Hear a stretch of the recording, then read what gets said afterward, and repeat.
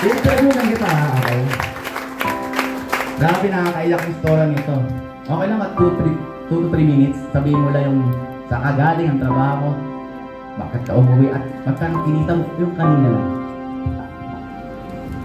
Milyon-milyon pala pa para kay Abyan. Iiyak agad. Ayan, sino mga first timer? Parang hindi ko kaya magsalita ako. Palakpakan mo lang, palakpakan! Ayan, yan. Pagpawala ng ano. Excited lang ako, excited. So, dati akong service crew.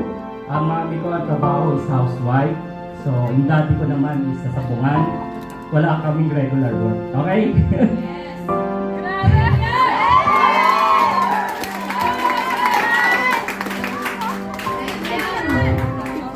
Palakpak nga ulit. Ayan, tapos naranasan ko mag-OFW, no? Mahirap kasi napunta ko yung pandemic doon. Nawalan ako ng work. Tapos, sa isang room, 8 kami. And then, double check kami. Ang bayad doon, 7,000 sa peso. Dumating yung time na wala ako ng work, pumipila lang ako para makasurvive. Hindi alam ng parent ng ano ko yun, ng family ko yan. Tulad ng karamihan sa inyo. Ang hirap magsalita, walang kakakuha! Sa madaling salita, tulad ng karamihan, mahirap lang ako. Pero ako yung mahirap na may pangarap. Tulad ng karamihan sa inyo, nangangarap ako kasi gusto kong masenso. Naranasan ko yung hirap ng buhay. Sobrang hirap talaga. So sobrang hirap namin na wala kami makain. Kasi yung parents ko wala namang work. Tapos ano lang, yung 1 kilong bigas, 1/4 lang para magkasa sa amin 3 magkakapatid. Ang daming hirap na pinagdaanan. Tapos tulad nyo, nagdadasal din ako na Lord, bigyan mo ako maganda opportunity para sa pamilya. Meron ako 2 anak. Yung 2 anak ko na yun, yung hirap na naranasan ko, yung para sa family. Okay, sa madaling salita, yung opportunity na to, ito yung nakapagpabago na buhay. Wala din po akong pera tulad niyo. Wala akong pera.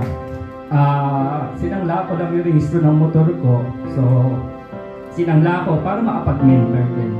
Tulad sa inyo, nangangarap din ako na one day, umasenso yung buhay, one day magbago yung buhay. Ako yung taong malakas ang loob. Sawa na kasi ko sa hirap. Okay? Sabi ko, Lord, kung meron isang opportunity na makapagpabago ng buhay ko, kahit mahirap yan, basta legal, ethical, gagawin ko yan para sa pamilya. Okay? So, anong ginawa ko? Okay, nag-join ako, maraming trials, maraming pagsubok. Kasi dinaanan namin yung offline. Pag sinabing offline, pupuntahan mo yung kaibigan mo, pupuntahan mo yung kakilala mo para makausap sila. So, sa madaling salita, dumaan kami sa offline, wala pang online nun. Kaya yung pera kinikita namin, napupunta lang din sa gastos. Pakain dito, pakain doon, gasolina dito, gasolina doon. So, yung pera namin, di kami nakakaipon. Kasi ang isipin mo, papakainin mo. Tapos magulat ka, hindi naman pala magjojon. Kung pwede lang, iluwa mo yung kinain mo, di ba? Para sa pamilya ko yan. Tama ba? So, ang hirap eh. Tama? So, sa madaling salita, na-discover namin yung online. Kaya napakaswerte nyo, palakpakan yung mga sarili. Kasi online na. Okay? So, ngayon, kanina, nagkwentuhan kami ni Abjan B. Palakpakan naman natin si Abjan B. One of our mentor, no? So, mentor. So ngayon, kanina po, meron kaming encoding sa live. Pwede nyong i-add yung Facebook ko. Nagkaroon kami ng live encoding. Kanina po ang kinita ko sa loob ng isang araw, minuto lang, 28,000 isa. Hindi ko yung sinasabi para ipagyabang sa inyo, hindi. Sino ba ako dati? Tulad mo din, nangarap na magbabago one day ang buhay. Hindi para sa akin, para sa pamilya natin. Gawin mo to hindi para sa ibang tao. Kasi ang kasabihan ko, okay lang na mapahiya ka sa ibang tao, huwag lang sa sarili mo. Trust in God and trust in yourself.